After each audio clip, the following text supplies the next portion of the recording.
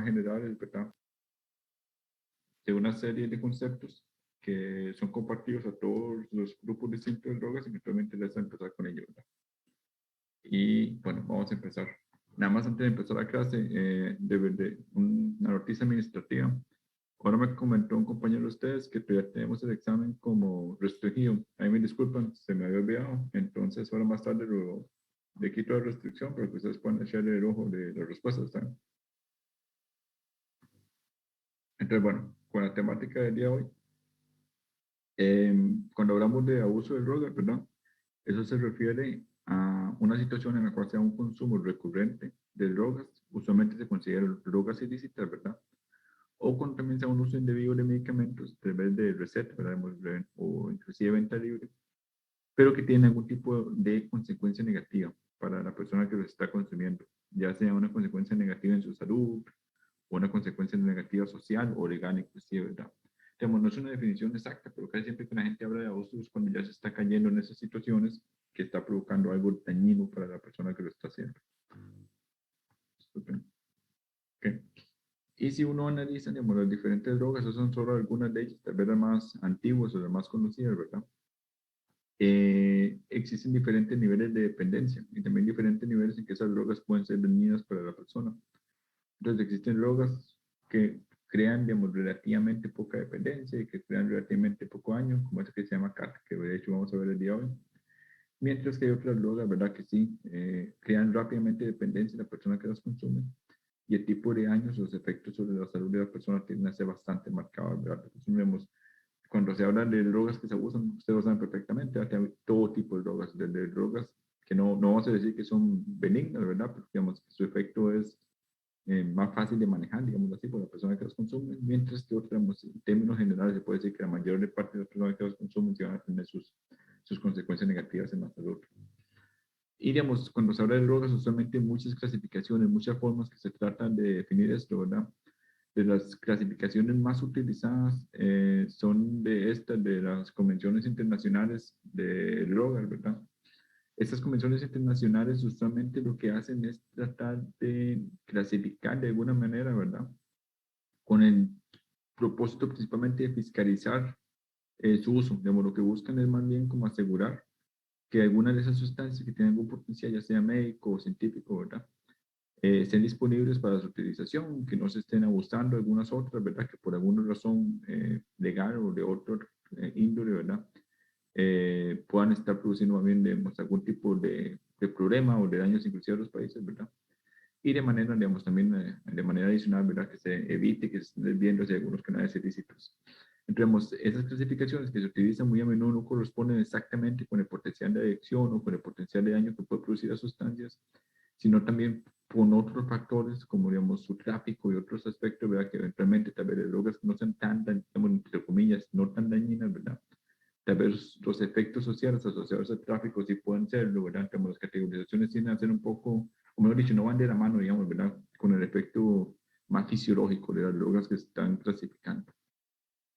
Las primeras clasificaciones de los 60 tenían mucho que ver con el potencial de dependencia y responsabilidad por abuso y la potencial utilidad terapéutica. Entonces, drogas que tenían su utilidad terapéutica están en categorías muy distintas, ¿verdad? De aquellas que no lo tenían. Y la convención actual que se utiliza todavía, que es de los 70, ¿verdad? Que eso está bastante desactualizado, de hecho, ¿verdad? Es lo mismo, básicamente, esa relación entre la potencial utilización terapéutica y el riesgo para la salud pública de las sustancias. Y enfatizo eso, ¿verdad? Que es más que nada el riesgo para la salud pública, más allá de la salud de la persona exactamente, ¿verdad? Vean que, por ejemplo, la categoría 1, ¿verdad? La convención de 71, perdón, es esto, las sustancias que presentan un riesgo de abuso, que, bueno, eventualmente pueden producir un peligro, ¿verdad? Para la salud pública y que tienen poca utilidad terapéutica. Pero básicamente son sustancias que verdaderamente, teóricamente, no hay en su momento, ¿verdad? No se conocía ningún beneficio para la droga, digamos, se considera que era peligroso tenerlas ahí como en consumo, ¿verdad? Algunas de esas drogas ya hoy día inclusive han empezado a ser estudiadas para ser utilizadas clínicamente, como ustedes tal vez sepan, y vamos a ver más detalles después, ¿verdad? Mientras que en el otro extremo del espectro, en otra categoría, ¿verdad? Se tenían sustancias que si bien en cierto, digamos, podían presentar riesgo de abuso, ¿verdad? si tenían un valor terapéutico o tenían un riesgo público más bajo. Y ahí se tenían sustancias, ¿verdad? Como algunas que utilizan actualmente en la clínica. En términos generales, cuando se habla de sustancias psicoactivas o psicotrópicas, se habla de sustancias que van a producir algún tipo de alteración, ya sea en la percepción, en el estado de ánimo, en la conciencia, en la cognición o en el comportamiento de las personas que los consumen. Entonces, vean que es toda una serie de efectos, digamos, ¿verdad? Que digamos, verdaderamente pueden producir, de ahí sus términos psicoactivos. Y, digamos, cuando uno habla de psicoactivos o de psicotrópicos, se incluyen tanto sustancias lícitas como sustancias ilícitas, ¿verdad? Y como ya lo mencioné, ya usted también lo conoce, ¿verdad? Bastante bien. También muy a menudo una sustancia puede ser lícita, pero utilizarse con un fin ilícito, ¿verdad? Digamos, al fin y al cabo, mucho depende del uso que se le dé a la sustancia. Y, digamos, formas de clasificar, hay miles de formas de clasificar este tipo de sustancias psicoactivas. Nosotros, digamos, no es que sea la única, pero podemos usar este tipo de clasificación, donde se puede clasificar primero como aquellas que tienen un fin farmacéutico, donde tenemos sustancias que son utilizadas, por ejemplo, en anestesia. Eso lo vamos a ver en la clase de depresores, en analgesia, que también se ve en esa clase. Sustancias que tienen un potencial anticonvulsivo y sustancias que se utilizan en distintos estados mentales y emocionales, como por ejemplo sustancias como los antidepresivos. Algunos estimulantes se utilizan, por ejemplo, en tratamiento de déficit por atención con hiperactividad, en narcolepsia, en reducción de peso, ¿verdad?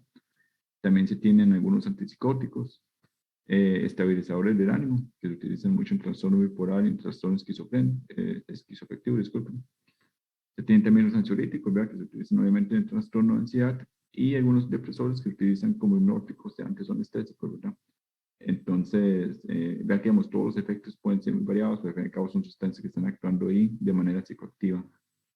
Además de los farmacéuticos, a estas drogas se dan otras utilidades. Se tienen utilidades de los llamados enteógenos, que eso se refiere a las situaciones en las cuales se utilizan las drogas en un contexto principalmente de un carácter ritualístico, espiritual o religioso, lo que se llama chamánico, ¿verdad? Principalmente en esos contextos, digamos, de casi que culturales, ¿verdad? En el cual entonces la droga es parte de una actividad de ese tipo, ¿verdad? Como ya mencionamos, tipo espiritual, ¿verdad? Entonces se llama que es una actividad enteógena. Sin embargo, igualmente, ¿verdad? Digamos, también en este mismo contexto se puede extender su utilización para también utilizarse con fines recreativos, inclusive como tratamientos. Igualmente, digamos, algunas de estas sustancias, si bien es cierto, bueno, hemos dicho, su uso tal vez inicialmente puede estar asociado a una finalidad espiritual, digamos, ¿verdad? También, digamos, el uso ha llevado a que las personas conozcan bastante bien sus actividades y también se utilizan como tratamiento en algunas culturas, ¿verdad? Igualmente las drogas o las sustancias psicoactivas han sido ampliamente y siguen siendo ampliamente utilizadas en otros campos, por ejemplo en el deporte, a nivel de laboral o a nivel militar, donde obviamente mantener personas muy activas o con mucha fuerza o mentalmente muy concentrados en algo, ¿verdad? Puede aumentar el desempeño, ¿verdad? Podríamos utilización desde el punto de vista del desempeño en cualquiera de esos aspectos, ¿verdad? Y obviamente también se tiene las finalidades, digamos, para poner un nombre amplio, recreativas, ¿verdad?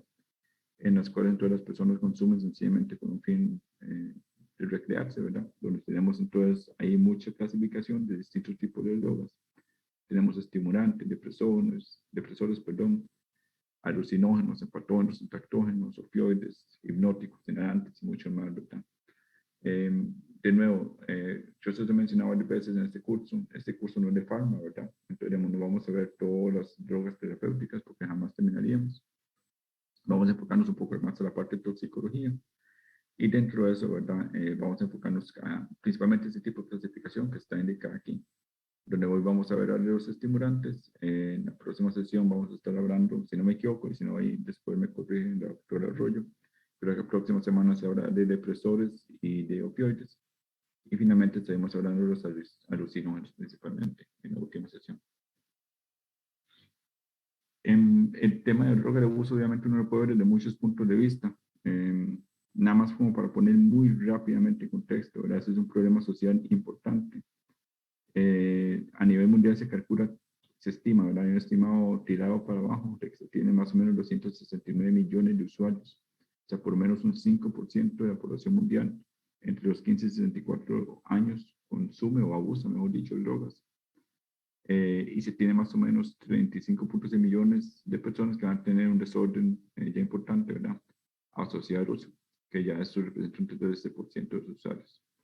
Y a nivel internacional, si bien es cierto, y ahorita vamos a ver, hay muchas drogas nuevas, ¿verdad?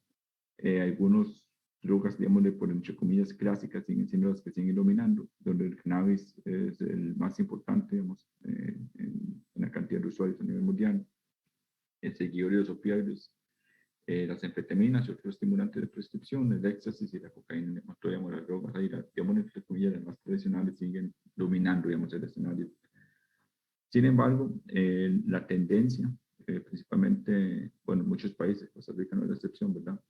Es la utilización de esas llamadas nuevas sustancias psicoactivas, que son también llamadas drogas de diseño, ¿verdad?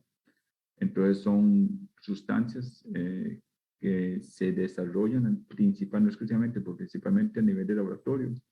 Entonces se tiene las drogas ya conocidas y a nivel de laboratorio se experimenta, se investiga, digamos, de verdad. Estamos hablando de laboratorios muy especializados y también laboratorios clandestinos de todo tipo, nos podemos imaginar, ¿verdad? Pero entonces investigas, se desarrollan nuevas sustancias, hacen modificaciones químicas y esas modificaciones, dependiendo de lo que se despegue desde el punto de vista químico, digamos que ponen un par de grupos metidos más por acá o por allá, o lo que sea, entonces van a cambiar entonces la capacidad de esa sustancia de comportarse en el cuerpo, cambia su perfil psicoactivo y esas sustancias entonces ingresan al mercado básicamente, ¿verdad? Que vean que nada más en el 2018 se detectaron, y me refiero que nada más eso fue lo que internacionalmente se dieron cuenta que ingresó, pues que haya mucho más que ni siquiera se dieron cuenta, ¿verdad? Se detectaron 541 nuevas sustancias psicoactivas, ¿verdad? Circulando en ese momento, ¿verdad? De esas 48 recién ingresaron ese año y 218 dejaron de ser reportadas, ¿verdad? Básicamente, digamos, respecto a años anteriores. Es un mercado, digamos, de verdad, una situación que está en constante flujo. Digamos, las sustancias ingresan al mercado, están en el mercado un tiempo, después ingresa algo nuevo, otras cosas que están en el mercado deben estar. ¿Y qué tan importante es eso? Y para nosotros es mucho, porque obviamente imagínense lo que es tratar de tener los métodos de laboratorio para detectar esto, ¿verdad? En el momento que se está terminando de estandarizar un método para detectar una sustancia nueva, es posible que esa sustancia salga al mercado, deje de circular completamente, ¿verdad?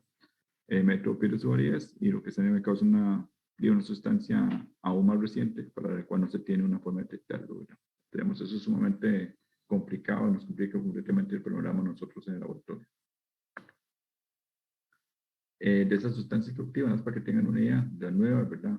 Más o menos, muy abreviadamente, tienen que una tercera parte son estimulantes y una tercera parte son cannabinoides sintéticos, de lo cual van a hablar en la clase de alucinógenos.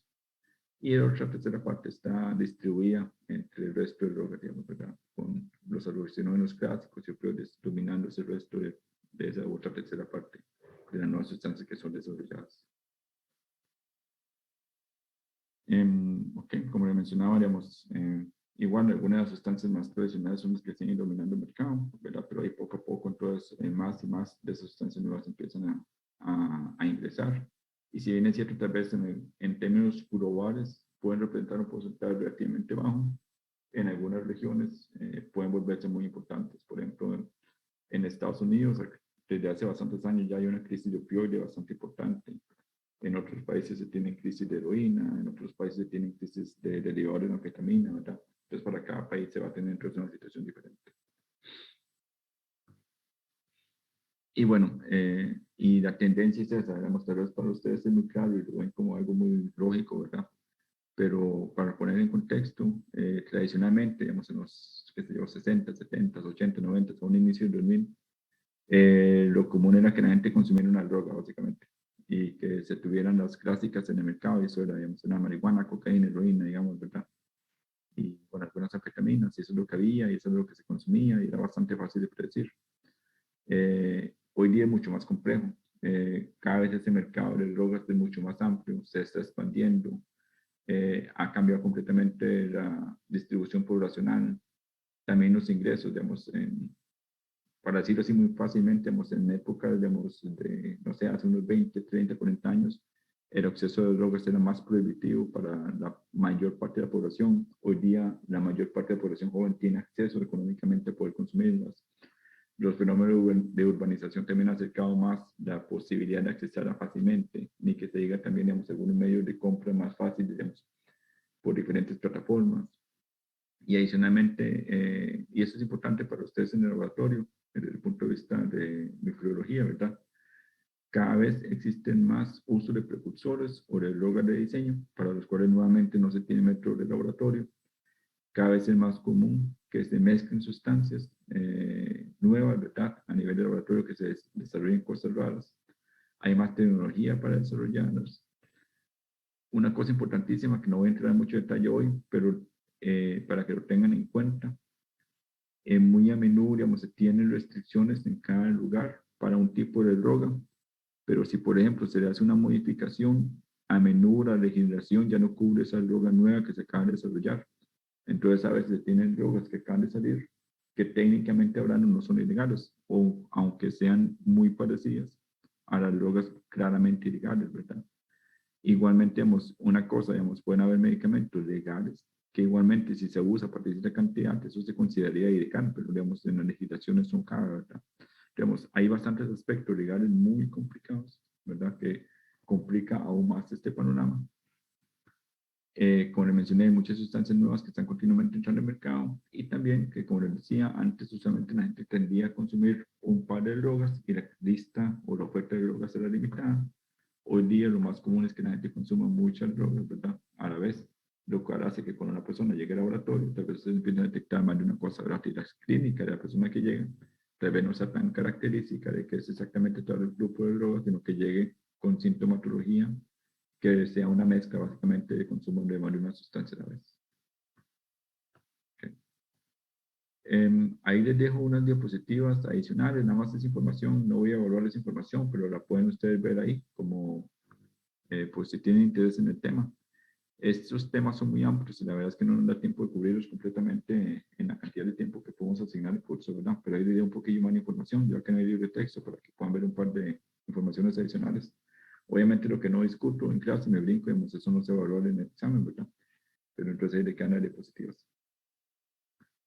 Volviendo al tema, entonces, digamos, muchas sustancias psicoactivas, sí se sabemos que definitivamente una cosa importantísima es que actúan de manera directa o indirecta a través del sistema de recompensa.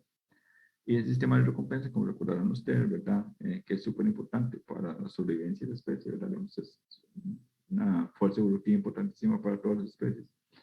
Está regulado en gran parte por la dopamina, que como recordarán es un modulador muy importante de ese circuito mesolímbico, perdón, que al final va a ser el que va a dominar esa respuesta de recompensa, ¿verdad?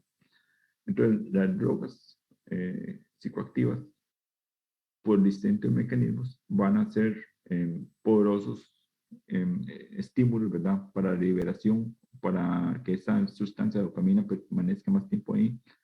Y nosotros entonces sentamos la recompensa en el momento que se consume la droga, lo cual al final al cabo va a ser el principal detonante que la persona entonces desarrolle la adicción. Y esa adicción, como ya hemos hablado un poquito, ¿verdad?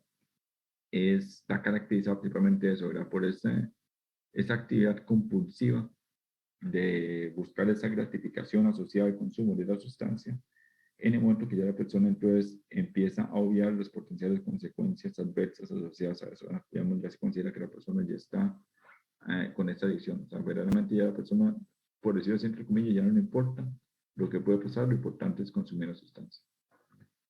Y ese ciclo de la adicción va a ser igual para cualquier droga, básicamente, ¿verdad? Obviamente hay drogas que van a producir este estímulo más fuerte, entonces crean adicción más rápido. Y bueno, no solo drogas, ¿verdad? También algunas otras actividades. La adicción igualmente, igual que estamos hablando de drogas de abuso, igual se puede desarrollar la adicción, no sé, a deporte, se puede desarrollar pero una adicción a actividad sexual, a un poco de cosas, ¿verdad?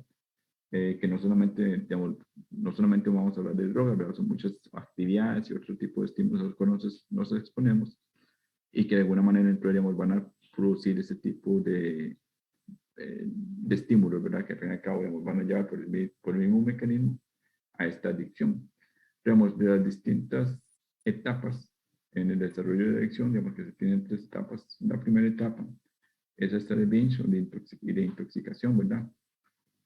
En la cual se tiene que básicamente entonces la exposición a la sustancia, ¿verdad? Como esa sustancia van a producir de alguna manera, esa directa o indirectamente, un aumento en la dopamina, van a hacer que ese circuito entonces básicamente se sobreestimule, básicamente, ¿verdad? Entonces tenemos que al inicio, entonces lo que tenemos son diferentes regiones en el cerebro, ¿verdad? Alguna tenemos, por ejemplo, la zona ventral, ¿verdad? En la cual se da la síntesis directamente de la dopamina. Y tenemos que esa dopamina que libera va a interactuar, ¿verdad? Con regiones del cerebro que están asociadas con el aprendizaje, con la recompensa, con la formación de hábitos, con el control de deseo, la sociedad, la inhibición y la excitación. Entonces, al fin y al cabo, lo que se tiene es que la persona consume la droga, se libera la sustancia y la persona asocia entonces o aprende que eso le produce una sensación gratificante, siente que recibe una recompensa al haber consumido la sustancia, ¿verdad? Fortalece esa formación del hábito de consumir la sustancia. Se regula el control del deseo, o sea, verdaderamente que la persona tenga un deseo más aumentado. Se desinhiben ciertas inhibiciones y además lleva una excitación de la persona, ¿verdad? Entonces, digamos, eso, por decirlo así, esa sobreestimulación hace que la persona lo recuerde de una manera muy agradable y nos lleva entonces a la siguiente etapa en la cual la persona ya no está consumiendo, entonces se queda en una situación de abstinencia, en la cual entonces, al pasar, por decirlo así, de un estado de euforia o de excitación a un estado basal, entonces eso se siente para la persona como un estado negativo, más bien, ¿verdad? Porque es un bajonazo, digamos. Entonces, igualmente, digamos, aquí van a actuar, digamos, la ausencia de esa liberación de dopamina se va a sentir igual en esa misma región, ¿verdad? Que tenía mucho control del deseo, de la saciedad y de inhibición. Entonces se va a sentir aún más ese deseo, se va a sentir más esa desinhibición, esa necesidad, ¿verdad?, de exponerse. Y adicionalmente, entonces también se va a interactuar otras regiones en las cuales se va a fortalecer aún más aspectos de memoria asociados al consumo y al no consumo en ese momento, y de emociones, ansiedad y miedo relacionado entonces a la no utilización de la sustancia. Finalmente, entonces, se cae en la tercera etapa, ¿verdad?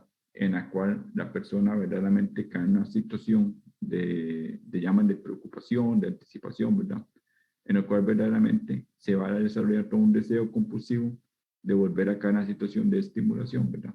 Entonces, esto se consolida, verdaderamente afecta áreas del cerebro asociadas con el control del comportamiento, de pensamiento, de acciones, consolidación de memoria. Entonces se consolida que verdaderamente, por decirlo así, es necesario volverse a exponer el estímulo, ¿verdad? Nuevamente, a pesar de las potenciales consecuencias negativas. Entonces, en ese momento, ya el cerebro empieza a ser modulado, digamos, ¿verdad? De manera que entonces se vuelva a caer nuevamente en la búsqueda, ya sin importar tanto las consecuencias negativas, ¿verdad? De nuevamente caer en esa nueva etapa, nuevamente en la etapa de intoxicación. ¿Está claro todo por el momento? Todo claro, profe. Ok, perfecto. Y como les mencionaba, distintas sustancias van a actuar a diferentes niveles, pero van al final a favorecer entonces un aumento en la dopamina, por decirlo así, ¿verdad? Ya sea algunas que van a estimular directamente las neuronas productoras, ¿verdad? Para que se produzca su liberación, como las anfetaminas, por ejemplo, ¿verdad? Otras lo que van a hacer es inhibir a las neuronas inhibitorias que liberan dopamina, de manera que si inhibo la inhibición es como si estuviera estimulando la producción, básicamente, ¿verdad? Como es el caso, por ejemplo, del alcohol. Y tenemos otras sustancias que adicionalmente lo que hacen es bloquear que se remueva la dopamina que ya fue liberada en la sinapsis, de manera que entonces la dopamina que se liberó permanece más tiempo a este nivel de la sinapsis, ¿verdad? Lo cual hace que la célula receptora lo sienta, ¿verdad? Por decirlo así, como si hay más dopamina, ¿verdad? Entonces ya sea aumentando su producción, inhibiendo su remoción o inhibiendo la inhibición de la neurona, ¿verdad? Productora. Entonces de diferente manera, las distintas drogas de abuso, y algunas de ellas lo hacen por más de un mecanismo, ¿verdad? Y vamos a ir viendo droga por droga. Entonces, de alguna manera, al final y al cabo, van a actuar a este nivel, a nivel de dopamina. Ahí les dejo un video para que lo vean después con tranquilidad. Les recomiendo ver toda esa parte. El video es medio tonto, la verdad, al inicio, pero bueno, En este sector explican un poco más en detalle lo que yo les acabo de mencionar en las diapositivas anteriores. E igualmente, estos son, nada más también, perdón que me brinque un par de diapositivas. Ahí les dejo también una animación un poco también medio divertida, digamos, que muestra de una manera bastante gráfica, digamos, los efectos de alguna de las drogas de abuso más comunes. E igualmente, como le mencioné, hoy vamos a empezar con los estimulantes, vamos a tener varias clases en las cuales vamos a ver después represores y alucinógenos. Ahí les dejo algunas diapositivas también, esas que están con títulos azules, que van a servir, perdón, hacia el final, cuando ya han tenido todas las clases, ¿verdad? Para entonces ver, como a manera de resumen, ¿verdad? Dónde es que esas sustancias afectan, qué tipo de alteraciones producen, ¿verdad? Y ejemplos de droga, ¿verdad? Que van a estar afectando los distintos neurotransmisores que funcionan a nivel de nuestro cuerpo, como una manera de resumen. Pero no entro en ese detalle ahora porque, bueno, vamos a estar hablando de drogas que todavía no hemos discutido y que vamos a discutir en bastante detalle en las próximas clases. ¿Preguntas? Ok, si no hay preguntas, entonces ahora sí, vamos a empezar. Y vean, ya se nos fue media hora. Vamos a empezar con la clase del día de hoy, con el tema principal, digamos, de verdad. Y vamos a hablar entonces de los estimulantes. Y los estimulantes, tal vez el nombre mismo lo dice, ¿verdad? Pero para definirlo, van a ser sustancias que van a inducir mejoras temporales en las funciones mentales, físicas o en ambas, tanto mental como físico, ¿verdad? De manera que van a producir un aumento en la actividad de esa persona que consume con un retraso asociado a la fatiga. Entonces, en términos generales, van a elevar el estado de ánimo, van a producir euforia, van a producir un mayor estado de alerta, de energía, y son sustancias que la mayoría de ellas muy rápidamente desarrollan dependencia física y psicológica, básicamente. La sustancia estimulante más utilizada a nivel mundial, de la cual solamente voy a hablar de eso un poquito, y ahí les dejo alguna información adicional para que ustedes la vean después en detalle, es la cafeína, ¿verdad? La situación con la cafeína es que es una sustancia legal, que no es regulada, ¿verdad? Y que se extrae de semillas, nueces y hojas de diferentes plantas. Aquí en Costa Rica principalmente de la planta de café, ¿verdad? Pero también se puede extraer de otras plantas y por ser una molécula muy sencilla también se puede sintetizar. Y se consumen de diferentes maneras, principalmente como infusiones. Nuevamente vuelvo al café y el té, que tal vez lo que nosotros usualmente más consumimos aquí a nivel nacional, ¿verdad? Pero también pues una sustancia sencilla que se produce fácilmente a nivel químico.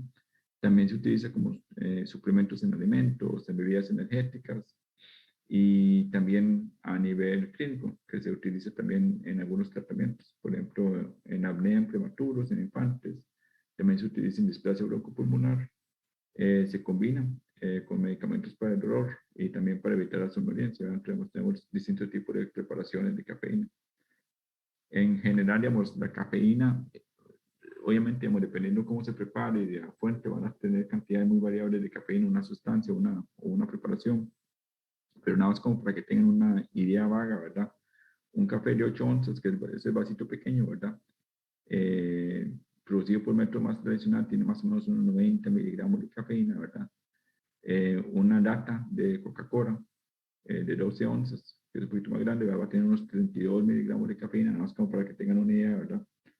Mientras que algunas bebidas energéticas, perdón, pueden tener variables de 80, 100, 200 unidades, miligramos perdón, de cafeína, ¿verdad? Y también existen, digamos, pastillas de cafeína que se pueden utilizar como para mantenerse despierto, digamos, también tienen una cantidad más o menos aproximadamente alrededor ahí también de 200. Diferentes sustancias van a tener diferentes niveles, ¿verdad? Un café descafeinado, por ejemplo, solo tiene 2 miligramos, que es básicamente nada, ¿verdad? Pero nada más como para que tengan una idea. La cafeína en sí se absorbe fácilmente, se distribuye ampliamente, tiene un pico como en 15 minutos, al máximo 2 horas, y se metaboliza ampliamente a nivel de citocromas 1 a 2. Hay distintas sustancias que también son activas a nivel biológico, digamos, de hecho, digamos, por ejemplo, pueden activar a nivel de vasodilatación, a nivel diurético, relajación del músculo liso bronquial, de ahí que algunas de sus utilidades clínicas, ¿verdad? Y finalmente las sustancias a las que está vía renal. En términos generales, digamos, cafeína no es tan peligrosa, entonces digamos, no voy a hablar tanto de ella. Tiene muchos mecanismos, pero lo más importante es que a nivel del sistema nervioso central lo que va a hacer es que va a actuar como antagonista competitivo del receptor de la adenosina. Básicamente, cuando el cerebro está funcionando poco a poco, en nuestro cerebro se va acumulando adenosina que va a irse uniendo receptores y poco a poco va inhibiendo la excitación de distintas áreas del cerebro y eso es lo que nos va a aumentar nuestra somnolencia. Entonces la cafeína lo que va a hacer es que va a llegar, se va a pegar aquí al mismo receptor, va a liberar la adenosina de manera que entonces va a eliminar esa sensación de sueño. Ese es el efecto más importante.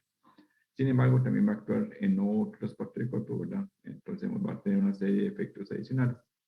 Y voy a pasar a la diapositiva, donde, por ejemplo, a nivel del cerebro, ¿verdad? Obviamente ese efecto que ya mencionábamos, de aumentar entonces el desempeño, la vigilancia, ¿verdad?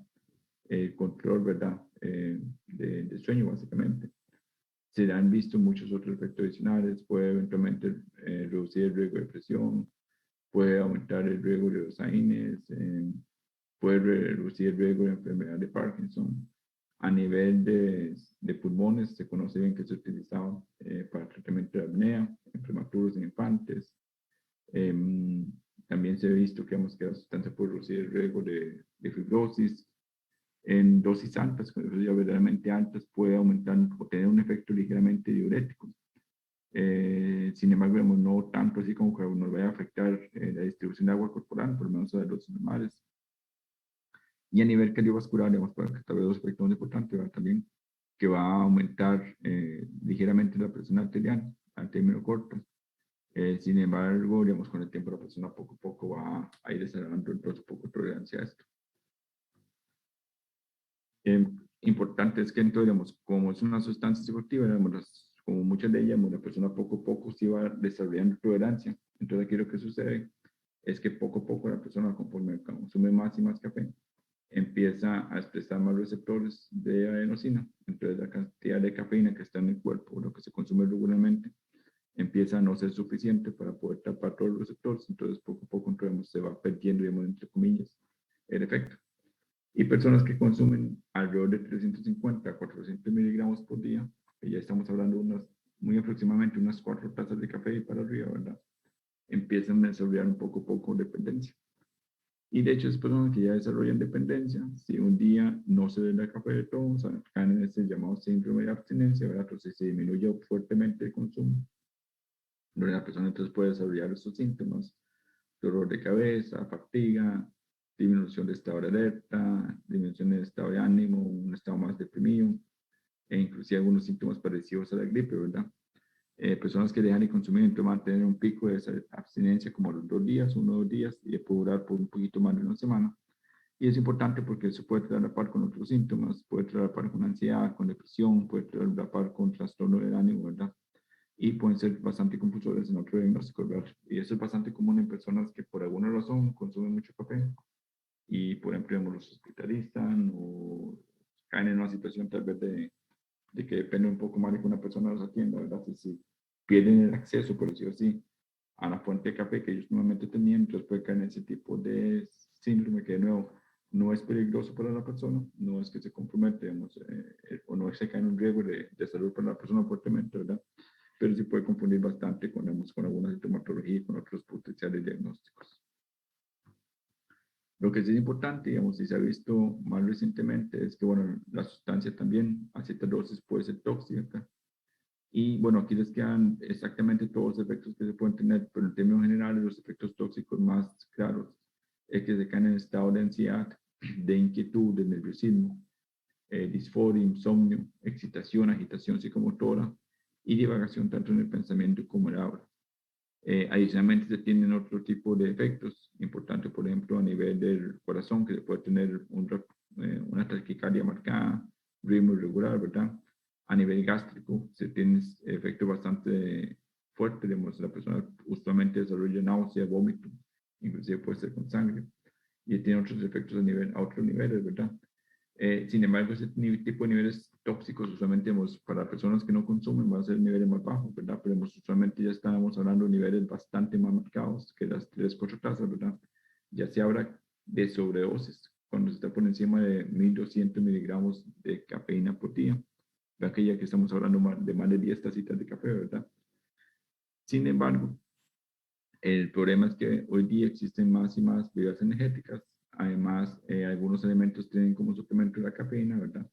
E inclusive uno actualmente puede comprar cafeína en polvo, pura, ¿verdad? Entonces, en esa situación, digamos, se podría caer eventualmente en el riesgo de una intoxicación. Y hay varios reportados en la literatura.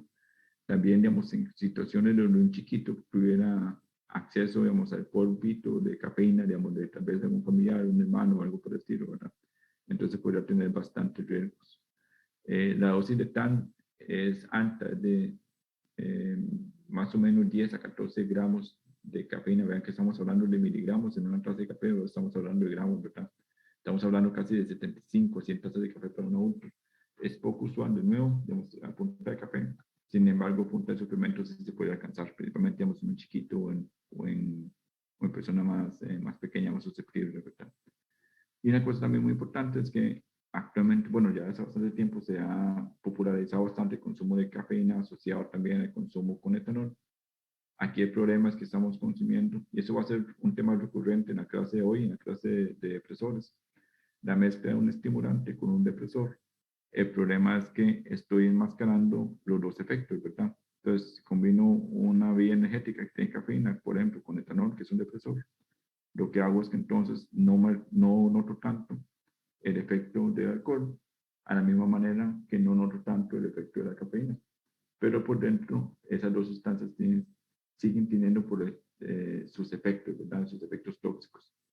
Entonces, por ejemplo, digamos, la mezcla de cafeína con alcohol, eventualmente yo puedo intoxicarme con etanol fácilmente, caer inclusive en una depresión respiratoria, que al inicio no noto porque la cafeína me está manteniendo artificialmente activo y viceversa, ¿verdad? Ok, preguntas.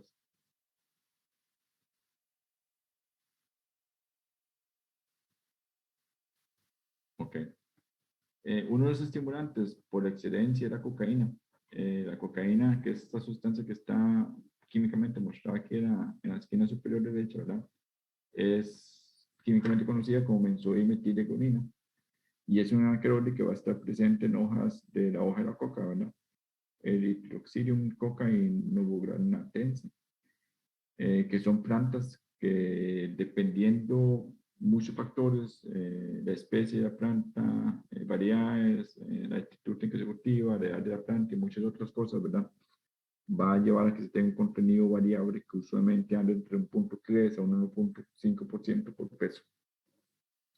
Igualmente, estas hojas no solamente tienen coca, obviamente, ¿verdad? También tienen otros alcaloides, algunos de ellos citados aquí, ¿verdad?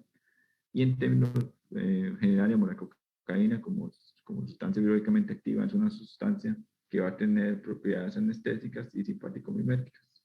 De hecho, digamos, el hecho que es anestésico y simpático-mimético hace que se utilice, de hecho, en la clínica, donde se utiliza principalmente como vasoconstrictor y anestésico local, y particularmente se utiliza como un líquido, un corto, ¿verdad? En el ojo, en el oído, en la nariz y en la garganta. Obviamente de manera restringida, ¿verdad? Veremos si tiene su aplicación clínica.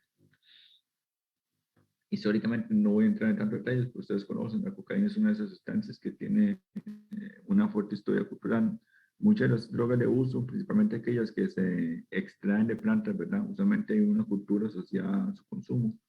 Usted sabe muy bien, la utilización de la hoja de la coca en Sudamérica.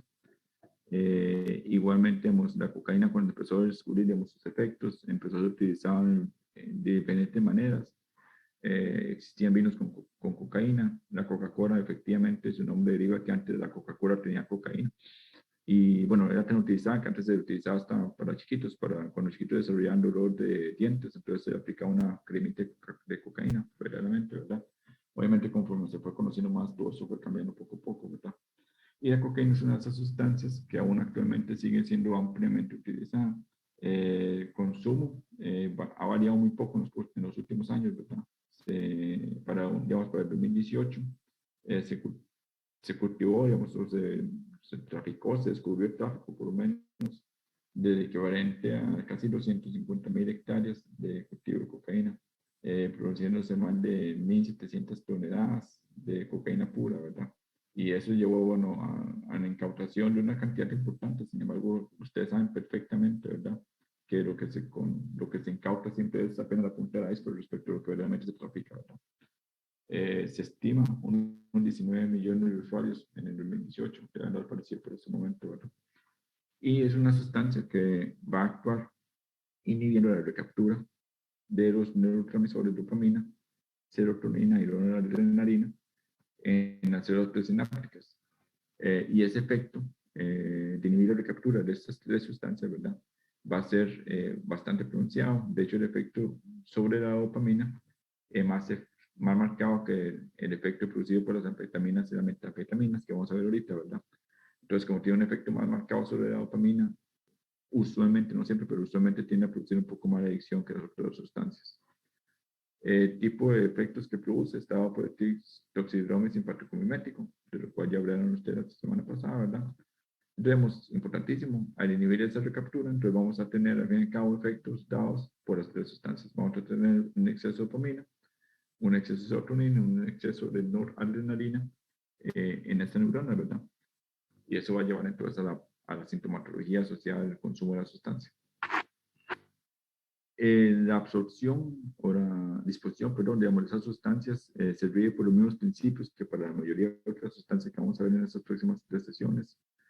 Usualmente la ingestión de sustancias por vía oral se da, digamos, en el caso de la cocaína, mascando hojas de coca, ya sean mascadas o en preparaciones como en té. Algunas personas lo consumen en lo que llaman paracaídas, que es tomar cocaína en polvo, envolver en algún tipo de papelito y tragarse el papelito para que logre pasar un poco más, hasta más abajo en el sistema gastrointestinal, para disminuir un poco el fenómeno digestivo, digamos, ¿verdad? Y que tenga mayor efecto, entonces, o sea, a niveles más bajos, donde puede tener un efecto más psicoactivo más importante. La cocaína se consume principalmente por vía intranasal, lo que se conoce como snorting, que básicamente es el jalonazo que dan con la nariz la cocaína, para que entonces ingrese ahí a la nariz y a través de la mucosa nasal sea absorbida. También la cocaína se puede consumir por vía intravenosa. Y adicionalmente también se puede fumar. La forma conocida como base libre y como crack, que vamos a ver ahorita, también se puede consumir por esta vía. El tipo de molécula es muy hidrofílica, no se almacena. Y una cosa importante es que la concentración que se tiene en el plasma tiene una relación lineal con sus efectos. De ahí que la cuantificación, ya sea en un paciente o en un caso post-mortem, puede tener relevancia porque la concentración que se encuentre va a tener una relación con qué tan intoxicada está esa persona. Lo que sí es importante también es que las concentraciones que para distintas personas caen en rangos recreacionales, para otros pueden caer en rangos tóxicos e inclusive en rangos letales para otros, ¿verdad? Y inclusive también adicionalmente, perdón, puede haber terapia por tolerancia que desarrollan algunas personas por el consumo repetido y también por sensibilización que desarrollan otras personas ante el consumo. El metabolismo de la sustancia es bastante, digamos, sencillo. Si vemos la cocaína como una molécula química con distintos bloques, ¿verdad? Se dan sus cortes, entonces de la cocaína se produce un metabolito importante que es la benzoilegonina. Este metabolito es muy importante porque es el que desde el punto de vista de cantidad es el más importante, digamos, el que se produce en mayor cantidad. Es también muy importante porque esa sustancia va a ser excretada por orina, de nuevo, en mayor cantidad que los otros metabolitos, ¿verdad? Y es importante porque la mayoría de los kits que se utilizan para detectar esto y métodos tanto inmunológicos como instrumentales, lo que hacen es detectar precisamente este metabolito, la benzoilegonina. Sin embargo, nuestro cuerpo también produce otros como la egonina metilester, la norcocaína, ¿verdad? Y a partir de la egonina metilester también se produce egonina. Creo que está aquí representado en este sistema de grafiquitos, ¿verdad? Finalmente, como mencionaba, la sustancia se va a excretar y la excreción más importante va a ser por orina. Entonces, por esa forma que eventualmente ya va a salir completamente el cuerpo. Y de nuevo, en este orden, ¿verdad? Donde la benzoilegonina va a ser que va a dominar la forma de excreción de la sustancia. A nivel de producción de la coca, usualmente, digamos, los productores, ¿verdad? De la forma que después se va a traficar y consumir, obviamente inician usualmente con la hoja de la coca, ¿verdad? Que como les mencioné, tiene porcentajes bajos de cocaína, menos del 1%. Entonces, imagínense la cantidad de hojas que se ocupan para eventualmente producir un poco de polvo, ¿verdad? Usualmente eso se lleva por una serie de pasos, donde se tiene primero, disculpen un segundo nada más, correcto. Se va a tener pasos de extracción, de refinamiento y purificación para llevar a los distintos niveles de productos, ¿verdad? Que eventualmente se van a vender. Digamos, las hojas de coca directamente es una de las fuentes también importantes de consumo de la sustancia. A nivel de Sudamérica, digamos, eso tiene un significado bastante importante, tanto cultural como espiritual, en bastantes culturas. Y se sabe que esa hoja ha sido consumida desde hace más de, bueno, de 5.000 años antes de Cristo, de hecho, sigue siendo consumida aún hoy día. Se masca principalmente, también se consume en forma de té. Es bastante importante porque, digamos, en esta región de los Andes, ustedes saben, hay bastante altitud. Y la hoja de coca, por sus efectos a nivel de circulatorio y también por sus efectos estimulantes, tiende a favorecer entonces que la persona pueda desempeñarse, digamos, físicamente a esas altitudes, ¿verdad? Entonces, las personas tienden a consumir la sustancia para favorecer entonces su desempeño. Sin embargo, ¿verdad? También existe, como ustedes saben perfectamente, un uso ilícito, ¿verdad? A nivel internacional, ¿verdad? Lo cual lleva a que entonces en varios países donde culturalmente la hoja de coca, perdón, es aceptada y utilizada, ¿verdad? Se controla de alguna manera su producción, ¿verdad? Cuando se consume la hoja de coca como hoja, como té o como mascado, ¿verdad? Usualmente se desarrolla muy poca o no dependencia a este consumo. Esto está dado porque usualmente, como ustedes vieron, lo más que llega a tener una hoja de coca es más o menos un 1%. Pero la cantidad de hojas que la persona puede consumir es relativamente limitada, pero la cantidad de cocaína que la persona consume en cada uno de esos tecitos o esas hojas que marca, ¿verdad? También es relativamente baja. Adicionalmente, porque se consume por vía gastrointestinal, culturalmente, ¿verdad? Ya sea mascado o en té. Entonces también eso va a llevar a que el proceso de absorción sea lento. Y una cosa importantísima es que casi no se produce un pico de concentración. Eso vamos a ver en un par de diapositivas, pero eso es clave no solo para la cocaína, sino para la mayoría de sustancias. Casi siempre cuando una sustancia se consume por vía gastrointestinal, como ustedes se podrán imaginar, llega al estómago, pasa al intestino, ¿verdad? Esa sustancia poco a poco empieza a ser liberada de la matriz en la que viene y poco a poco empieza a pasar a la sangre. Entonces, las curvas, digamos, de concentración sanguínea asociadas al consumo de la droga tienden a ser muy planas. Y esas curvas planas hacen entonces que el cuerpo poco a poco, digamos, vaya siendo expuesto a la sustancia, pero no se exponga rápidamente a una cantidad grande de la sustancia psicoactiva. Otras vías de consumo, digamos, para tener ejemplo más claro, la intravenosa, si uno se inyecta la sustancia en el cuerpo, lo que se va a tener es un pico marcadísimo de aumento de concentración de la sustancia. Y entre más suba la concentración, más va a tener entonces esa liberación muy marcada de dopamina inmediatamente. Y después el cerebro va a sentir más fuerte el bajar de esa liberación exacerbada a un nivel basal que va a interpretarlo como casi que un negativo, ¿verdad?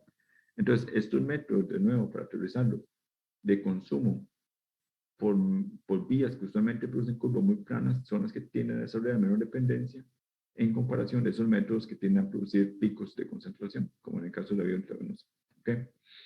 De manera adicional, en el caso de la coca, ¿verdad? La sustancia va a ser hidrolizada en el estómago, va a ser metabolizada en el hígado, ¿verdad? Entonces, al fin y al cabo, lo que llega a sangre es bastante menos que por otras vías. Sin embargo, digamos, si entra cocaína al sistema, por eso es que tiene un efecto, ¿verdad? Por eso es que es utilizada. Y de hecho, en las pruebas rápidas de orina, de hecho, la persona puede dar positiva si consume té de coca o más hojas. Y nada, para que tengan una idea, digamos, en términos generales, como el porcentaje variable, se habla de que se ocupan unos 500 kilogramos de hoja de cocaína para poder producir finalmente 1 kilo de cocaína en polvo. Entonces, a partir de estas hojas, usualmente lo que se hacen son procesos de extracción y se utilizan distintos tipos de sustancias para esos procesos. Se puede utilizar, por ejemplo, sulfúrico, ácido benzol, como etanol, queroseno, gasolina. Y a partir de eso se produce la llamada pasta de coca, o bueno, y también la cocaína base, que son básicamente estos dos intermediarios, básicamente, dependiendo del sistema, el proceso de extracción que se utilice, eso es muy variable, digamos, si buscan, digamos, hay videos en YouTube, si quieren entrar, de diferentes, digamos, de productores, utilizando diferentes metodologías, hay bastante forma de hacerlo, básicamente, ¿verdad? Usan combinaciones de esas sustancias al final.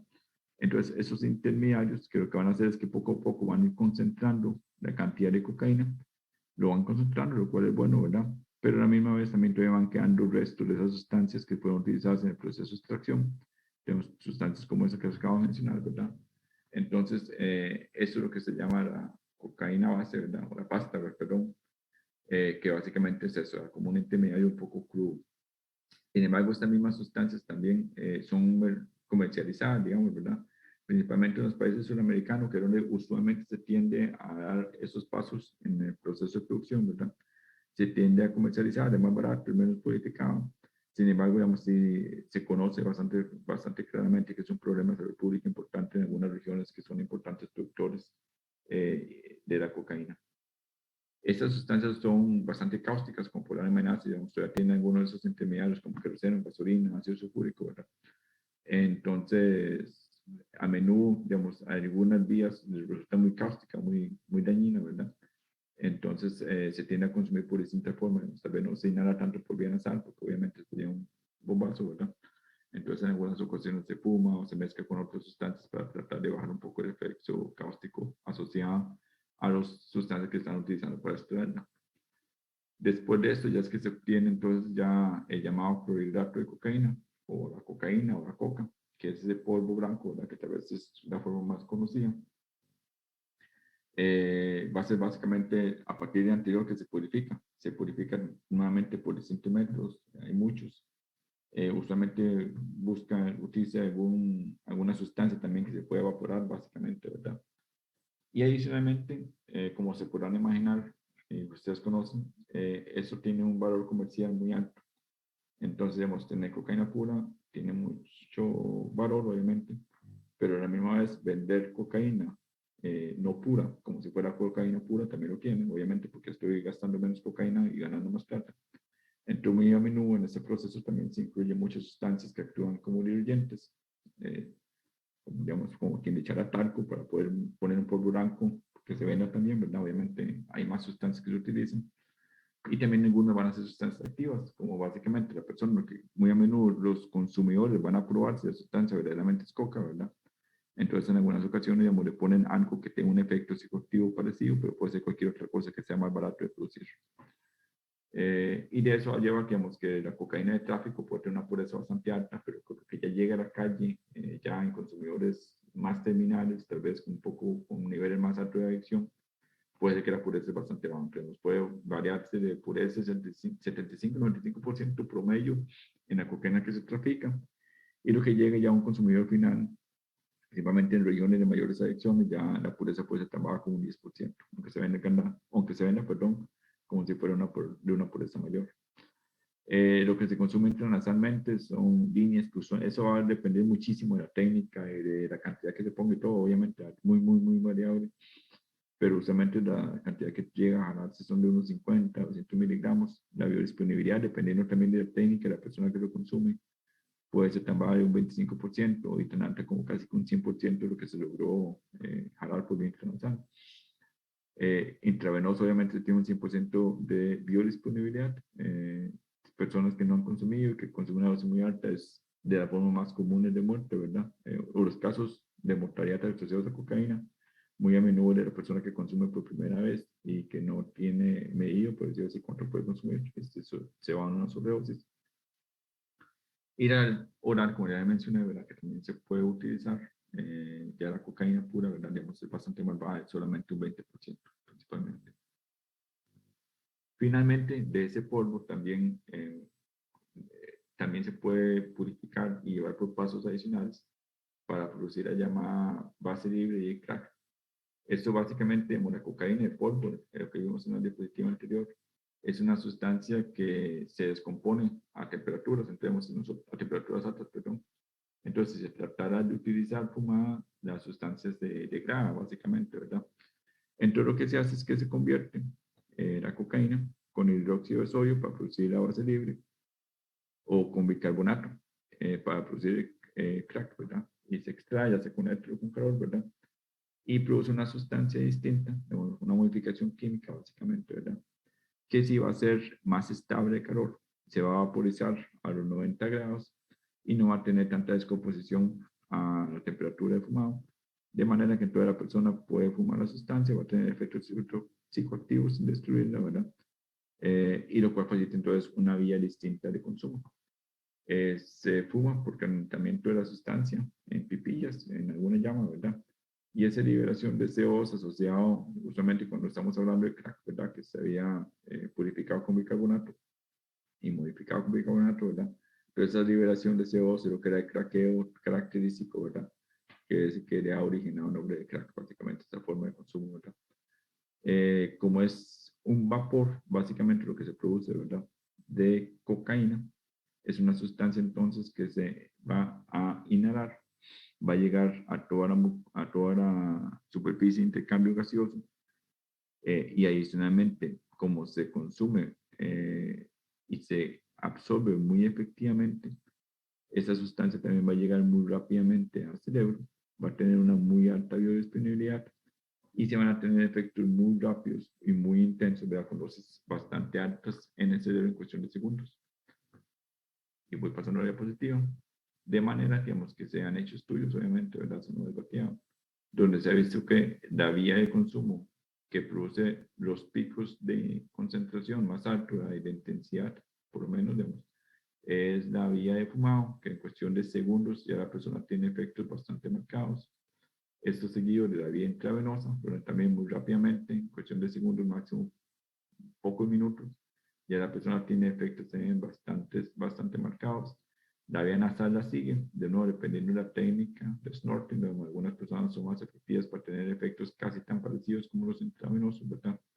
Y finalmente la vía oral es la menos efectiva, ¿verdad? Donde se ocupan ya bastantes minutos para poder sentir ese efecto, ¿verdad? Y un efecto bastante más plano.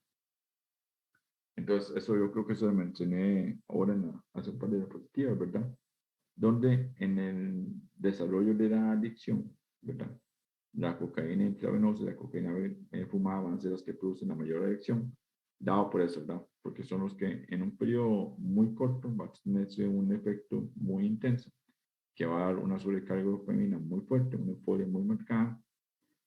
Rápidamente se van a disminuir esas reservas de dopamina, y básicamente vamos a gastar toda la dopamina que se tenía ahí disponible, lo cual hace que entonces después no se caiga solamente un estado basal, sino que inclusive se caiga un estado que el cuerpo siente como algo más bajo que lo normal, ¿verdad? Entonces, así como una persona, digamos, sube mucho su estado de ánimo, después también va a bajar muy rápidamente, muy marcadamente su estado, lo cual entonces va a llevar a ese ciclo de la adicción que hemos hablado al inicio de la clase, ¿verdad? Muy rápidamente. Ese es lo que estoy indicando, ¿verdad? Entonces ese bajonazo, por decirlo así, va a ser mucho más si el nivel máximo que se había alcanzado era más alto, ¿verdad? Y nuevamente, entonces la persona conforme va consumiendo va desarrollando tolerancia, lo cual lleva a que la persona poco a poco tenga que aumentar la dosis, tenga que aumentar la frecuencia de consumo para que el cerebro experimente la misma sensación de placer que había experimentado las primeras veces, ¿verdad? Entonces cada vez la persona va a tener que consumir más y más y eso que va fortaleciendo cada vez más fenómeno de adicción en esas personas. ¿Preguntas a este punto?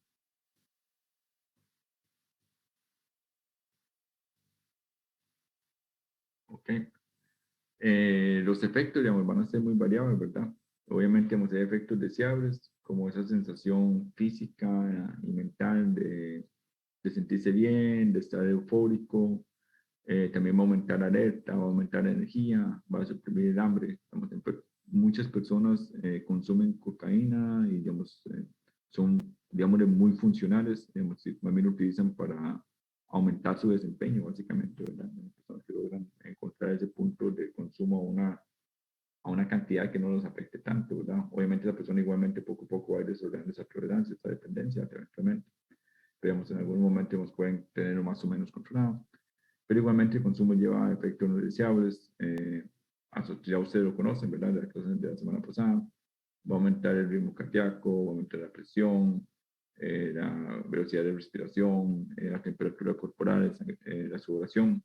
De hecho, el aumento en temperatura corporal es importante. Algunas personas, en caso de sobredosis, muy a menudo la temperatura se les aumenta de manera maligna mucho. Digamos que eventualmente pueden tener una hipertermia ya marcada que los puede llevar a la muerte, inclusive. En caso de intoxicaciones, de hecho, los compañeros de OIJ reportan digamos, que a menudo la gente se tiende a encontrar desnuda, porque las personas están precarias que desarrolla, ¿verdad? Que empiezan a buscar algún mecanismo para tratar de bajar un poco la temperatura, hasta que ya eventualmente digamos, la cantidad de droga que deben consumir a tanto que eventualmente les lleva de un desenlace ya inclusive muerto, ¿verdad?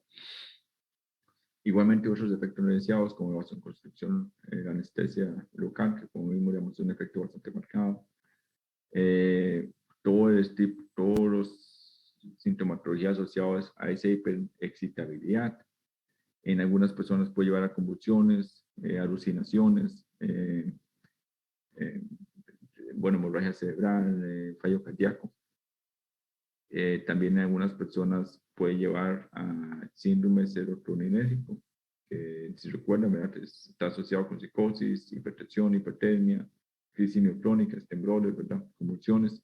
Y eventualmente todo eso, digamos, se combina, ¿verdad? Que puede llevar a liberación de hemoglobina, coagulación intravascular diseminada, eventualmente daño renal y todo lo asociado, ¿verdad? Que verdaderamente tenemos muchas personas pueden morir de ese tipo de síndrome, ¿verdad? Asociado al consumo de este tipo de sustancia.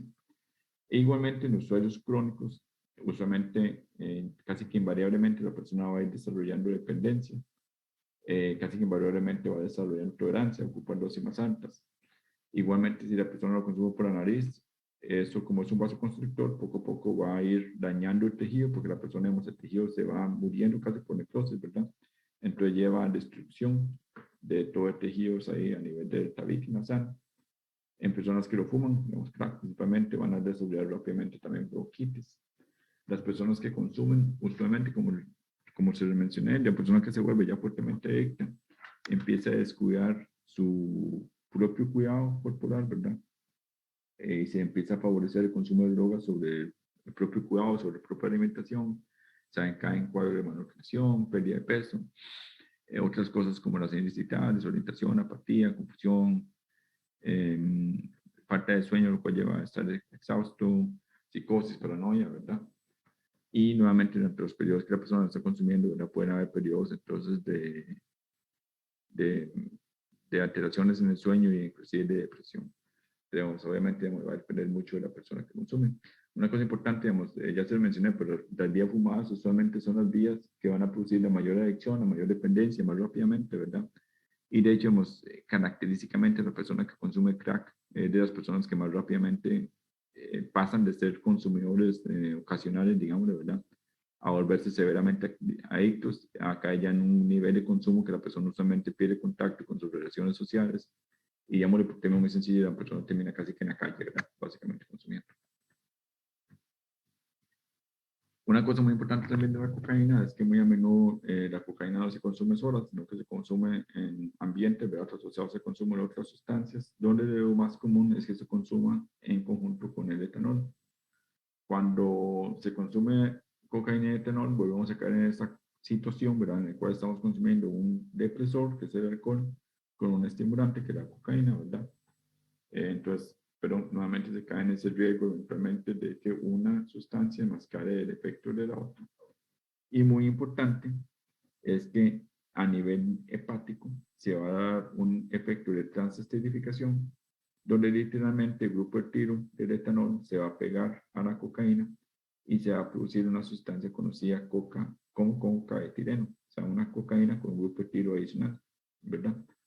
Entonces, ese cocaetileno va a ser básicamente una cocaína que además es ligeramente más lipofílica, ¿verdad? Entonces, al hacerse más lipofílica, va a tener una vía media más prolongada. Recuerden que las sustancias lipofílicas son más difíciles de excretar del cuerpo, ¿verdad? Adicionalmente, esa sustancia va a ser químicamente distinta. Se puede detectar en sangre y orina. Eso tiene relevancia desde el punto de vista legal, donde eventualmente se puede comprobar el consumo de más de una sustancia. Y muy importante es que las personas que consumen cocaína y etanol combinado usualmente caen en un riesgo bastante más aumentado, inclusive 20 veces, de fallo cardíaco y muerte asociada a esto, ¿verdad? Debemos ser bastante más peligroso, ¿no? Básicamente, el consumo combinado. Igualmente, tradicionalmente, es una sustancia que también se consumía a menudo combinada con heroína o con morfina. La heroína y la morfina también son depresores, lo van a ver después en detalle en la clase de depresores, pero digamos, básicamente se cae en el mismo efecto que les he mencionado, de combinar un depresor y un estimulante, ¿verdad? Sin embargo, obviamente, cuando estoy combinando dos drogas de uso, estoy eventualmente produciendo liberación de dopamina por más de un mecanismo, ¿verdad? Entonces produzco más euforia, más efecto adictivo, más efecto de placer, ¿verdad? el punto alto, digamos, que se alcance, va a combinar el efecto de las dos drogas, ¿verdad? Es como un efecto adictivo, básicamente, ¿verdad? Y se va entonces a tener la situación donde no tengo tanto efecto estimulante como si consumiera cocaína sola o tanto efecto depresor como si consumiera heroína sola. Entonces se tienden a consumir juntos para tratar de que la persona no sienta tanto los efectos, por decirlo así, negativos asociados al consumo de la droga, ¿verdad? Pero de nuevo, el gran riesgo es que entonces una más que la otra, lo más peligroso es que los depresores rápidamente pueden llevar a depresión respiratoria. Entonces, consumir con un estimulante siempre se cae en el riesgo de que la persona se le vaya la mano, caiga en depresión respiratoria o caiga en el consumo de dosis, perdón, que puede llevar a depresión respiratoria antes que notes efectos depresores porque la persona está con un estimulante a la vez. Y finalmente, digamos, la cocaína también es sumamente importante, ¿verdad? Como ustedes saben, el tráfico, ni siquiera voy a hablar de eso, digamos, obviamente todos los problemas sociales asociados al tráfico, ¿verdad? Sin embargo, desde el punto de vista de nosotros, digamos, del área de salud, a nivel hospitalario, ¿verdad? Siempre existe el riesgo, si bien es cierto, aquí en Costa Rica no pasa tan a menudo, pero digamos, siempre existe el riesgo de personas que transportan óvulos de cocaína en su cuerpo, ¿verdad? Que los ingieren para poder entonces cruzar fronteras con esas cargas de cocaína, ¿verdad? Y el riesgo grande es obviamente, ¿verdad? En caso que uno de esos óvulos se rompa, porque se liberan cantidades increíblemente altas, tenemos una cantidad muy alta de cocaína en el cuerpo. Y si la persona no es atendida inmediatamente, el riesgo de muerte es muy alto. Entonces ahí se pueden tener concentraciones de cocaína absolutamente altas, básicamente. Nuevamente, igual que en la clase anterior, ¿verdad? Al inicio de la clase, ahí les dejo algunas de esas diapositivas que están aquí con los títulos en azul, que espero les sirva un poco como para repasar después, básicamente las sustancias conforme vamos hablando. No voy a preguntar directamente de esas diapositivas, pero me parece que son útiles tal vez para la hora que ustedes lleguen a estudiar. ¿Preguntas de cocaína, de lo que hemos visto hasta ahora?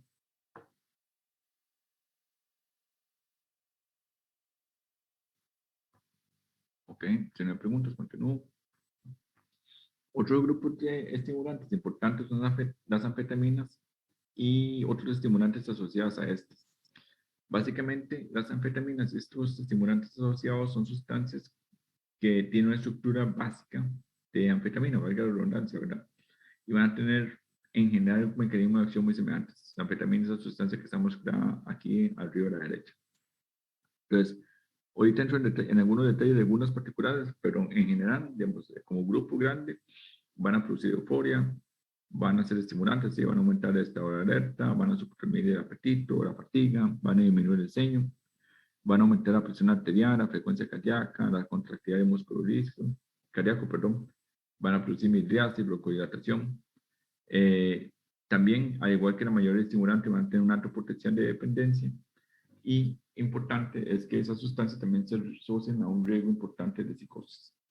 Y el mecanismo de acción va a ser a través de la dopamina, serotonina y norepinefrina, de la misma manera que la cocaína, digamos. Esto, bueno, básicamente, como desde el punto de vista químico, son aminas simpático-miméticas, o sea, son sustancias que van, aquí está la estructura básica de las anfetaminas, ¿verdad? Son químicamente muy parecidas a los mismos neurotransmisores que ellas estimulan su liberación. Ustedes vean que, por ejemplo, químicamente hablando, son muy parecidas a la norepinefrina, a la epinefrina y a la dopamina. Esas mismas sustancias, la anfetamina, metanfetamina, la efedrina, ¿verdad? Entonces son sustancias que eventualmente van a favorecer la liberación de las sustancias, que van a inhibir la recaptura de esas sustancias, de esos neurotransmisores, pero además químicamente hablando se parecen tanto que pueden actuar también sobre los mismos receptores, que van a estar actuando de esa manera, ¿verdad? La mayor parte de ellas, desde el punto de vista histórico, se deriva de una planta o de un grupo de plantas de género efedra, de la cual se obtiene una sustancia llamada efedrina. Y esas sustancias han sido modificadas químicamente desde hace bastante tiempo, ¿verdad? Y de esas se desarrolló, perdón, la benzendrina, que es básicamente la anfetamina. Y también se desarrolló hace bastantes años el pervertin, que es básicamente la metanfetamina. Y la benzendrina se utilizó mucho en casos de resfríos, como inhalante, ¿verdad? Básicamente para favorecer entonces suprimir los síntomas asociados a la fiebre, al resfrío, perdón, el resfrío común. Y la metanfetamina fue muy utilizada en la Segunda Guerra Mundial, de hecho, como estimulante para que los soldados pudieran pelear más fuerte, básicamente. Esas son sustancias que como grupo se han vuelto cada vez más importantes y son de ese grupo que va bien, su uso va aumentando fuertemente, ¿verdad? Entonces, tanto metanfetaminas como otras derivadas de esa familia han aumentado importantemente, digamos, y los derivados, digamos, químicos de las anfetaminas vean que han aumentado casi que en un 300%, ¿verdad? Digamos, son sustancias que desde hace bastante tiempo, ya eso no es nada nuevo, pero desde hace bastante tiempo se han ido poniendo, digamos, entre comillas, más de moda, ¿verdad? De esta la anfetamina y la metanfetamina como tal, o sea, las sustancias que se llaman verdaderamente así, anfetamina y metanfetamina, ¿verdad? Son utilizadas clínicamente, van a tener un efecto mediado por la dopamina principalmente y norepinefrina, y en menor grado por la serotonina. La diferencia entre las dos es sencillamente un grupo metilo. Entonces la metanfetamina es una anfetamina metilada y obviamente tener un grupo metilo, entonces van a ser sustancias más lipofílicas que van a pasar mejor y más rápidamente la barrera hematoencefálica, ¿verdad? Por ese grupo de metilo se lo facilita por ser más lipofílico. Por ser más lipofílico también la sustancia va a permanecer más tiempo en el cuerpo, lo cual va a ocupar su metabolismo un poco más lento, de manera que la vía media de la sustancia va a ser también más prolongada. Las sustancias, como les menciono, son utilizadas en la clínica, ¿verdad? Con distintos nombres, como desecrina, adelan, desoxin, y son utilizadas principalmente como segunda o tercera línea en el tratamiento de trastorno por déficit de atención con hiperactividad. Adicionalmente también se utilizan secundariamente en casos de narcolepsia y también como supresores de apetito. Sin embargo, obviamente también son sustancias, por eso estamos viendo ahora principalmente, ¿verdad? Que tienen usos ilícitos, principalmente para aumentar el desempeño, también con fines recreativos, ¿verdad? Y muy a menudo son sustancias, y no solamente la anfetamina y la metanfetamina, sino que toda esta familia, que muy a menudo se van a mezclar con otras sustancias de los productores, llamados cortantes, ¿verdad? Que pueden ser sustancias meramente diluyentes, o sea, psico o químicamente no activos, pero también pueden ser mezclados con otras sustancias psicoactivas, de manera que van a producir algún efecto sobre la persona que los consume. Al igual que las otras sustancias, pueden consumirse, perdón, por distintas vías, ya sea nasal, fumar, inyección. Los cristales también se pueden, también por vía de fumado principalmente, o disolver. Hay cápsulas, hay tabletas, ¿verdad? Pero sin embargo, en el mayor, o la mayor forma, la forma más común de consumo de esas sustancias usualmente tiende a ser vía oral, ¿verdad? En forma de tabletas o de cápsulas.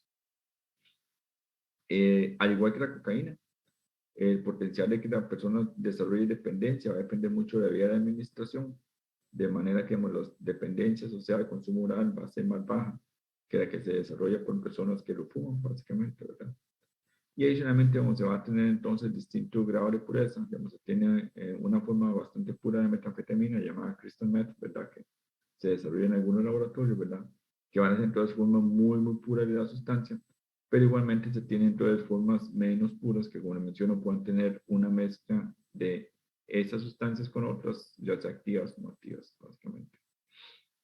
Desde el punto de vista de mecanismo de acción, al igual que la cocaína, van a ser inhibidores de la recaptura de la dopamina y de la noradrenalina y de la serotonina. Sin embargo, a diferencia de la cocaína, esta inhibición de la recaptura de serotonina es menos marcada. Adicionalmente, este grupo de sustancias van a inhibir la monoamina oxidasa, de manera que va a inhibir el metabolismo de la dopamina y la norepinefrina, de manera que la sustancia va a permanecer más tiempo. Y adicionalmente va a promover la liberación de norepinefrina, de manera que entonces tiene un efecto también, digamos, por esta vía estimulante un poco más marcado. Igualmente se va a tener citoxidrome simpático-mimético asociado al consumo de las sustancias.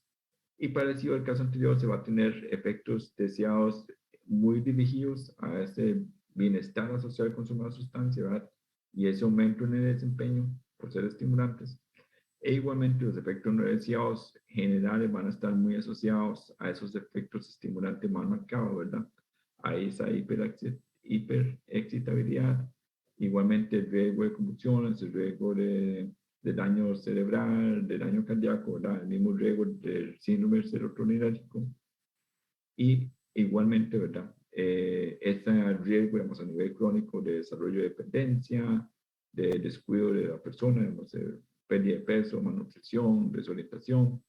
Igualmente el riesgo de psicosis, de que la persona, digamos, por consumir fuertemente esos tipos de estimulantes, desarrolla ese tipo de psicosis, ¿verdad? E igualmente cuando la persona está en un periodo de abstinencia, alteraciones en los patrones de sueño también y presentación de depresión inclusive, ¿verdad? Eso es bastante parecido a la cocaína. La metanfetamina, perdón, tiene un efecto bastante marcado sobre las personas que los consumen. Y de hecho, de estas fotos van a encontrar miles en internet, ¿verdad? Donde es muy característico que la persona que lo va consumiendo muy rápidamente, en cuestión de menos de una década, cambia completamente su apariencia física, ¿verdad? Muy asociado. Típicamente, pues, es bastante característico en algunos países que se consume eso un poco más, ¿verdad? Ver a las personas que van a tener esos dientes manchados, caída de dientes, ¿verdad? Es bastante característico ver a las personas que son consumidores de metanfetaminas. La adicción, ¿verdad? Va a estar dada principalmente por una limitación en la producción de neurotransmisores, básicamente. Y justamente lo que es bastante característico es que la persona entonces va a tener periodos de consumo fuerte, como la persona no solamente que consume un poquito, sino que se van en periodos, digamos, la verdad, de bastante consumo, seguido después de periodos de pausas, ¿verdad? En los cuales la persona básicamente depletó completamente todos los neurotransmisores, entonces cae en un periodo de depresión, periodo de fatiga, porque básicamente no queda nada de neurotransmisor por ahí, el cuerpo se encarga de poco a poco ir poniendo esas reservas, ¿verdad? Y con el tiempo, igual que esas drogas, entonces van a empezar a desarrollarse fenómenos de tolerancia asociados, ¿verdad? Entonces, el problema de nuevo es que muy a menudo el consumo de esta droga, digamos, asocia a periodos prolongados de consumo. Entonces, las personas tienen a irse varios días, por decirlo así, de fiesta con esta droga, ¿verdad? Es bastante característico. Y el riesgo es que, digamos, esa liberación constante de cantidades altas de dopamina eventualmente puede llevar al desarrollo de psicosis, básicamente, donde ya la persona entonces va a cambiar completamente el estado de ánimo, va a desarrollar un comportamiento agresivo, paranoia, sentimiento de persecución. Entonces, eventualmente, la persona puede caer en una psicosis ya marcada, donde la persona verdaderamente pierde un poco el contacto con la realidad. ¿Ok? No es una anfetamina, pero existen sustancias que actúan de manera semejante. Por ejemplo, metilfenidato o la ritalina, ¿verdad? Pertenece a un grupo de sustancias químicamente no relacionadas, las propiradinas y feniletamina, ¿verdad? No son anfetaminas, insisto, ¿verdad? Sin embargo, van a tener un efecto bastante semejante. También van a ser inhibidores de recaptura de norepinefrina y de dopamina, ¿verdad? De manera que los efectos sobre las personas son bastante semejantes, ¿verdad? Bastante semejantes a los que producen la anfetamina. Igualmente son utilizados clínicamente, sin embargo, ya como primera línea en el tratamiento del ADHD, ¿verdad? Y también en el caso de narcolepsia, ¿verdad? E igualmente las sustancias también pueden llegar a desarrollar dependencia. ¿Ok? Igualmente les dejo estas tablitas por aquí para cuando estén estudiando que puedan tener información un poco más resumida.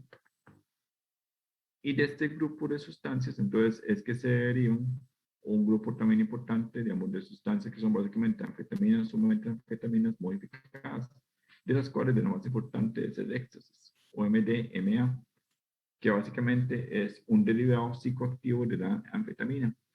Y la diferencia respecto a la anfetamina o metanfetamina es que el éxtasis no se considera un estimulante clásico, sino que la gente lo considera como una categoría casi que aparte, que son los empatógenos intactógenos, que básicamente son sustancias que son una mezcla casi de estimulante con alucinógenos, y lo que hermano característica es que van a tener ese aumento o van a producir en la persona que lo consumen un aumento en empatía, perdón, en el afecto, junto al efecto estimulante típico del aumento de energía, y adicionalmente van a tener en distinto nivel un efecto alucinógeno, tipo psicodélico. El tipo psicodélico lo van a ver en detalle cuando hablen de alucinógenos, ¿verdad? Pero básicamente, digamos, de los alucinógenos más clásicos. Estas sustancias antes se conocían como la droga del vape, ¿verdad? Siguen siendo ampliamente utilizadas. Se consumen principalmente como tabletas y cápsulas, ¿verdad? Donde, como ustedes tal vez conozcan, digamos, muchos tienen, digamos, presentaciones bastante llamativas, bastante características, ¿verdad? Sin embargo, igual que esas sustancias que hemos visto hasta ahora, digamos, cocaína, metanfetamina, anfetaminas, también pueden ser consumidas por otras vías. Sin embargo, eso sí está casi dominado por la vía oral, en manera de estas tabletitas. Igualmente, lo que se le vende a la persona en la calle no siempre es puro, ¿verdad? Entonces puede venir mezclado, puede venir sustituido, puede ser una mezcla de diferentes sustancias, ¿verdad? Lo que eventualmente la persona compra. Y el mecanismo va a ser semejante a las anfetaminas, o sea, va a tener el mismo efecto simpático mimético, pero sin embargo va a llevar a una inhibición bastante más marcada en la recaptura del serotonina. Va a presentar la sustancia además afinidad por el receptor de serotonina, es decir, ella va a actuar per se como si fuera una serotonina, y adicionalmente va a invertir el flujo en la dirección de, pero va a invertir la dirección de flujo en la bomba de serotonina, de manera que al final de cabo se va a tener un efecto mucho más marcado de la serotonina respecto al resto de representantes de su familia, de la familia de las anfetaminas. Y este aumento en la serotonina es lo que nos va a llevar a esos efectos alucinógenos y patogénicos marcados. De eso van a hablar después en la clase de alucinógenos, ¿verdad? Pero mucho se va a dar por este receptores, los 5-HT2A, que son los que eventualmente van a integrar e interpretar esa información sensorial y va a estar asociado mucho con esas emociones, con alerta, con atención, ¿verdad? Entonces va a estar muy asociado por esta vía. Igualmente, entonces, los efectos deseados van a estar muy asociados a ese aumento en la empatía, a esa sensación de bienestar, de relacionarse a otras personas, van a facilitar mucho la comunicación, la sociabilidad, e igualmente por tener un efecto estimulante también van a aumentar la energía, tanto física, ¿verdad? Y emocional para poder entonces seguir en las actividades que se estén desarrollando. E igualmente no dejan, perdón, de ser estimulantes con el riesgo de afectación a nivel de presión sanguínea, del ritmo cardíaco, aumento de sobreestimulación, ¿verdad? Ansiedad, eventualmente, por efecto estimulatorio y alucinógeno también puede producirse alucinaciones de distintos tipos, ¿verdad? Y se pueden asociar también a náuseas y vómito. Una cosa importante es que estas drogas, como muchos hablan, digamos, se consumen a menudo a nivel de actividades de fiestas, ¿verdad? Eh, el riesgo, o mejor dicho, existe un riesgo de hipertermia. Ese riesgo de hipertermia es importante, inclusive puede llegar a condiciones de hipertermia maligna. También si se consumen en un contexto de fiesta, digamos, o de discoteca, digamos, ¿verdad? También se puede caer fácilmente digamos, en una deshidratación si se está, tiene una actividad energética fuerte, ¿verdad? Que potencialmente puede llegar a ser mortal. Y lo que es importante es que esos casos de hipertermia tienden a ser muy particulares de algunas personas. Entonces existen personas que verdaderamente reaccionan con hipertermia a dosis que otras personas no la desarrollan de todo, ¿verdad? Entonces va a depender mucho de una persona a otra. Igualmente, igual que otras drogas estimulantes, también se tiene el riesgo de síndrome serotoninérgico, ¿verdad? Igualmente, su consumo crónico eventualmente va a llevar a tolerancia, puede llevar a neurotoxicidad, ¿verdad? Igualmente, en los periodos de no consumo, personas que ya consumen fuertemente, se puede desarrollar fatiga, dificultad de concentración, depresión, ansiedad y otras cosas, ¿verdad? Y una cosa importante, perdón, que voy a mencionarles es que durante esos periodos de consumo, que la persona desarrolla esa hipertermia, puede ser maligno o no, pero que la persona tiende a tener mucho calor. Es importante digamos, mantener la hidratación, obviamente, ¿verdad? Para no caer en un estado de deshidratación, pero que esa rehidratación no esté dada solamente por agua, porque si se consume mucho agua, eventualmente la persona puede caer en una hiponatremia marcada, ¿verdad?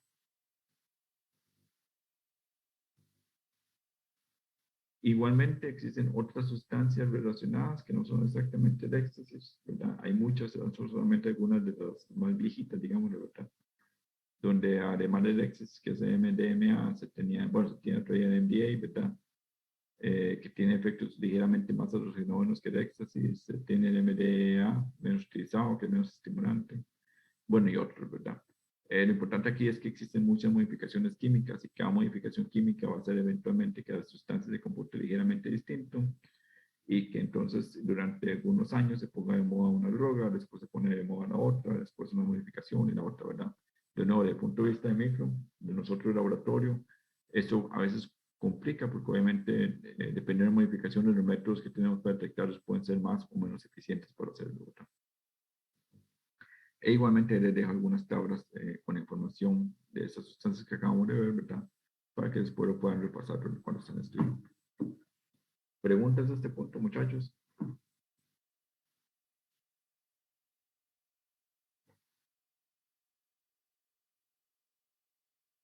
Ok, si no hay preguntas, vamos a entrar ya al final de la clase. Vamos a hablar de unas sustancias que son importantes y que se han vuelto muy importantes en los últimos años. Pero antes de hablar de esta, voy a empezar por sus precursores. Vamos a empezar hablando por esto, por la catinona. Voy a hablar brevemente porque esto no existe aquí en el país, por lo menos no es común, no mi conocimiento por lo menos. La catinona, semejante a la cocaína, es básicamente una sustancia que se extrae de una mata. Pero existe una planta que se llama Cata o Cata euris, que crece en África Oriental tropical y que durante ya miles de años las personas las consumen también por mascado y tiene un semejante a lo que ocurre con la cocaína en Sudamérica, un significado cultural importante en distintos países, ¿ok? Y de esa mata de Cata se obtiene estas dos sustancias, la catinona y la catina, que son básicamente, si ven el nombre, sustancias parecidas a la anfetamina. Vean, benzoetanina por la historia, anfetamina.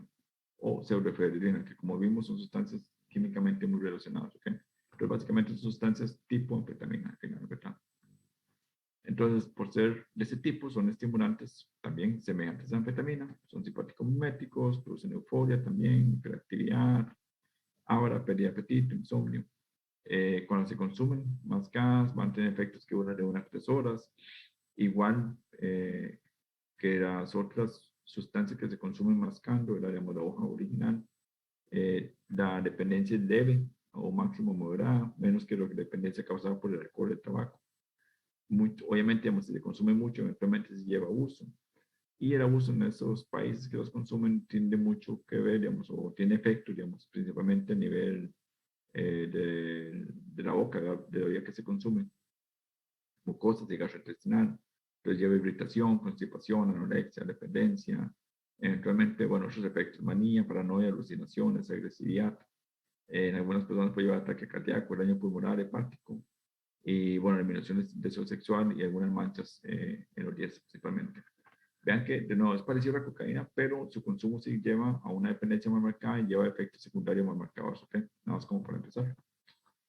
Eso, de nuevo, en Costa Rica, a mi conocimiento, es bastante irrelevante. Lo que sí es relevante es que a partir de esta mata, a partir de esas sustancias que se extraen, se han ido desarrollando las llamadas catinonas sintéticas, que son sustancias derivadas de estas, o sea, que químicamente se han ido modificando para producir sustancias nuevas. Entonces, son sustancias que van a tener ese efecto estimulante, tipo anfetamina, ¿verdad? Y dependiendo de las modificaciones que se les hagan, algunos también van a tener esos efectos en patronos intactógenos, tipo como MDMA, ¿verdad? Entonces vamos a tener efectos, digamos, en ambas direcciones.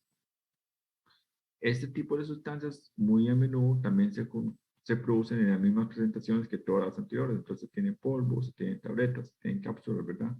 E igualmente se puede consumir por vía nasal, intravenosa, oral y fumado. Y aquí el problema es que son muchos y verdaderamente en distintos países se puede presentar muchas presentaciones. Obviamente son cosas que se sintetizan clandestinamente y como todas son muy derivadas de la anfetamina que tiene estructuras semejantes a la efedrina, la surefedrina, ¿verdad? Ya se han ido especializando para producirlas a partir de ingredientes de fácil acceso. Estos medicamentos son poco regulados.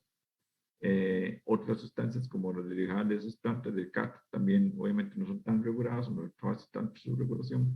Pero a partir de las sustancias se producen algunos intermediarios, otros se producen químicamente y ya hay muchos derivados de estos. Igualmente las catinonas sintéticas entonces igualmente llevan a potenciales efectos negativos como deshidratación, daño en mucosas, daños cardíacos y renal, ¿verdad? Igualmente son sumamente adictivas. Su abuso lleva mucho a tolerancia. Igualmente, bueno, la persona en estado de abstinencia va a tener mucho esos efectos de estar agotado, de depresión, ¿verdad? Y lo importante es que como son tan variables, entonces casi no tenemos métodos para poder entonces tamizarlas. Tenemos sustancias que casi que no podemos detectar en el laboratorio.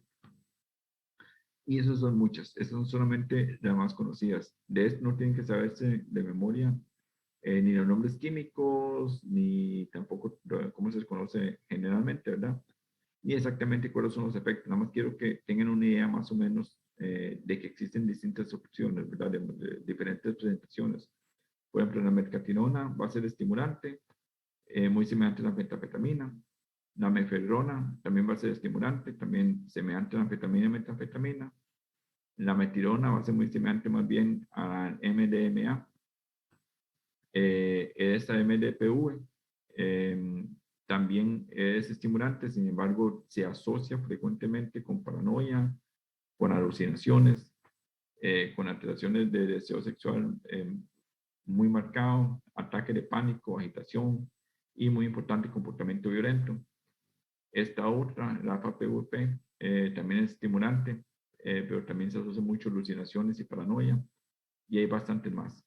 ¿Qué es el problema? Que muy a menudo esas sustancias, digamos, si una persona está comprando, por ejemplo, MDA o anfetamina o alguna sustancia, entre comillas, más conocida, y el productor quiere bajar los precios de producción, obviamente lo que puede hacer es mezclarlo con cualquiera de esas otras sustancias, porque entonces la persona va a sentir algo, por decirlo así, cuando la consume, va a sentir su efecto, y puede ser que entonces lo que estén vendiendo es una mezcla de la droga que quiera comprar con alguna otra que sea más barato de producir, que puede tener efectos secundarios, digamos, de verdad, más tóxicos o más dañinos para la persona. Para complicarlo más, inclusive se venden mezclados ya directamente. Existe algo que se conoce como sales de baño. Es más común en Estados Unidos, a mi conocimiento aquí no es tan frecuente, sin embargo aquí también se consigue, ¿verdad? Que son mezclas básicamente de distintas drogas psicoactivas que usualmente involucran la presencia de al menos una o más catenonas sintéticas como principal componente activo, donde estos dos, el MDPV y la FPVP, son de los más comunes, por lo menos hasta hace algunos años. Eso va de nuevo, va cambiando de año a año, ¿verdad? Son de nuevo alternativas bastante más baratas de producir, ¿verdad? Y eso abiertamente se vende, nos indica que no son para consumo humano y son vendidas en tiendas más legales, digamos, ¿verdad? Es un producto ilegal, pero se venden en tiendas legales disfrazadas, por decirlo así, ¿verdad? De otros productos. Entonces las venden como sales de baño, aunque no lo son, o las venden como bonos, o las venden como limpiadoras, ¿verdad? Las venden como con muchos productos distintos, pero la persona ya sabe cuál es el que le interesa, entonces va a esas tiendas y se las consigue fácilmente para evadir fácilmente, pero las autoridades. E igualmente, pues, el polvos terminan siendo consumidos por todas las vías que ya hemos hablado repetitivamente a lo largo de esta clase. Okay. Ahí dejo alguna diapositiva también nuevamente para los estudiantes que hemos que repasen un poquito esto. Y finalmente, ya con estos, me quedan como dos diapositivas y con eso termino la clase. Existen muchos estimulantes sintéticos adicionales, ¿verdad? Y ahí sí, como les menciono, esos son los que cada año varía de un año al otro, ¿verdad? Que ingresan decenas o centenas de productos nuevos y van desactualizándose, volviéndose menos frecuente consumo de otros, ¿verdad? Donde usualmente, eso es lo que es más frecuente hoy día, por lo menos en muchos países, Costa Rica no es la excepción, ¿verdad? Donde se han vuelto más importante o aumentado el consumo de esos estimulantes sintéticos, de sustancias que van a ser semejantes a la anfetamina, o la anfetamina, o la metanfetamina, o el éxtasis, ¿verdad? Y que básicamente van a estar mezclados y distribuidos con otras drogas, donde se tienen, y nuevamente no son sustancias que no tienen que saberse los nombres, no espero que se aprendan toda su memoria, porque de nuevo puede cambiar de mes a mes o de año a año, ¿verdad? Tienen sustancias como el PMA, ¿verdad? Que tiene un efecto serotonínico bastante marcado, ¿verdad? Pero sin embargo, digamos, tiene efectos, digamos, por lo que la gente llama un mal viaje, ¿verdad? Como muy a menudo la experiencia asociada al consumo de la droga tiende a ser poco placentera. Puede que una persona reaccione muy severamente, ¿verdad? Y que entonces la persona luego termina asociando a una experiencia no placentera, ¿verdad? Vaya redundancia, ¿verdad? Sin embargo, en otras personas sí puede ser bastante agradable, ¿verdad? Tiene efecto intacto igualmente. Se tiene otros como el aminorex, bueno, es un estimulante bastante claro. En el momento se utilizó para la reducción de peso. Se tiene BSP, también tiene un efecto bastante semejante a la anfetamina. Sin embargo, digamos, estas sustancias es bastante marcada su toxicidad renal, sus convulsiones, ¿verdad? Asociadas. Este también fue bastante popular, el 6-APB. Sin embargo, este desarrolla muchos casos de psicosis. Se tiene alfa-metiltriptamina, que eso lo van a ver, perdón, en la clase de estimulantes tal vez. Y si no, bueno, básicamente es una sustancia que es tanto estimulante como también psicoédico. También es patógeno, ¿verdad? Y bueno, son sustancias que también, digamos, se van volviendo más o menos populares en un momento o en otro, históricamente, ¿verdad? E igualmente, digamos, aquí importante, digamos, las sociedades o los grupos que consumen la sustancia, ¿verdad? Son los que a veces por la demanda empiezan a determinar qué es lo que se vuelve popular en un lugar, en un momento, ¿verdad? Y para nosotros, el laboratorio, insisto, la complicación más importante es que siempre existe un desfase entre el desarrollo de las pruebas para poder detectar las sustancias, ¿verdad? Y lo que por decirlo así se puso de moda, se desarrolló nuevo en este momento. Y nada más para que tengan una idea, digamos, esto es del 2020. Esas eran las sustancias para las cuales, digamos, ya estaban bien definidas, ¿verdad? Que estaban circulando básicamente, ¿verdad? Entonces nosotros hablamos de anfetamina, metafetamina, MDA como lo más importante, ¿verdad? Pero vean estas derivadas de la anfetamina, todas estas derivadas de la cafinona y de sustancias semejantes. Tenemos esas otras derivadas de benzofurán, bueno, otras pipeраcinas y otras sustancias químicas, ¿verdad? No voy a entrar en tanto detalle, pero nada más para que vean, digamos, la cantidad de sustancias, ¿verdad? Obviamente, son químicamente muy parecidas. En algunas ocasiones se pueden tener técnicas de laboratorio que detecten grupos de sustancias, ¿verdad?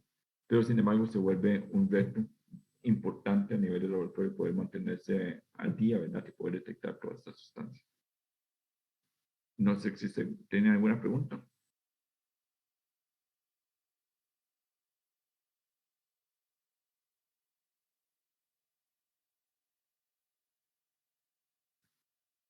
Bueno, bueno, si no hay preguntas, terminamos entonces con la clase de teoría. Nos veríamos a las 3 de la tarde, que tenemos quiz, para que entonces entren a las 3:00 e ingresen directamente en mediación al quiz, por favor.